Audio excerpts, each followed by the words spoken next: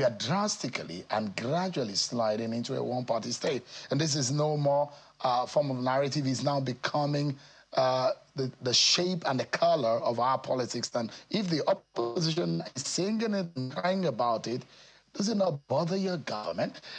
What good does it do for this government that it goes into an election that is only the one on the ballot? Well, first, there's no design, whether covertly or overtly, to have just the APC on the ballot. So we have 20 parties, 21 parties registered to compete on the ballot. Every party has a right to field the candidate. Now, the APC will not roll the carpet and close shop because other parties are struggling. That's one. So we have been through the trajectory of this country's political development from the era of military dictatorship to 26 years of civil democracy. And we know clearly that democracy thrives in this country. Multi-partyism thrives in this country. But democracy is about competition, especially when it comes to election. And you have to win the hearts and minds of people rather than play to sentiment and the manipulation we're seeing right now. Sure. And you know that very clearly. Yeah. Now, the mere fact, there was a clip you showed earlier today. We had the ADC. We saw all the former speakers, former governors approach INEC with their protest. That itself, the fact that they could do it freely, they could say whatever they want to say, and they say whatever they want to say. That space, that freedom.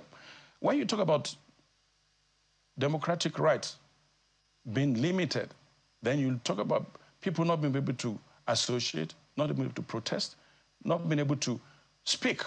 We have people from the opposition that have called the president names. That right has been respected. And let me stretch it, Sean. Even the work you do as a journalist, and I think that the work you do is great. And this president is a supporter and lover of the media, Sean. You know it. And I want to assure you today, using you as a signpost to other journalists, that so long as you carry your job professionally out, this government will protect your right as a professional journalist to do your job. So you should have no fear whatsoever. And I think by extension to every other journalist. So when you come to the democratic space, that space is still there for play. You know, you want to drag me to the ADC crisis? We can talk about it. All right, let's talk about that.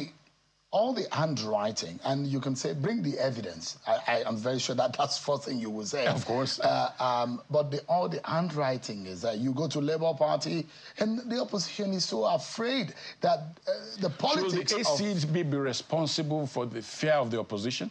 Should the APC, like they say in local parlance, take a headache for ADC, for Labour Party? They say you are using subterfuge. No, just, you know, you are using clandestine movement. I think and your party is using every means to dwarfen and decrease the chances of the opposition. What is your party afraid of?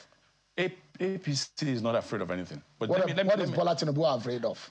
You see, this is not about the president. Are you Let's stay with the party. With the Nigerian people? President Ballot, no, wait, there's no fear. The president and a legitimate mandate for 4 years. And since he got that mandate, he has busied himself with the affairs of the nation. The affair of running the party is left to the ESCO of the APC. So this extension of, this idea of trying to lump in the president has the country to run.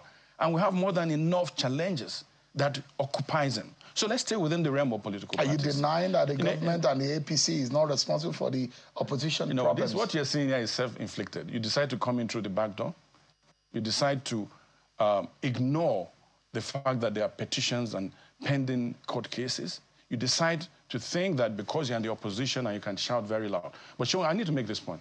The locus classicus we're seeing right now is that the ADC, what has happened to the ADC in the last several months is a locus classicus on how not to run an opposition, how not to hijack a political party, and how not to run a party. Look at the unfolding of that story.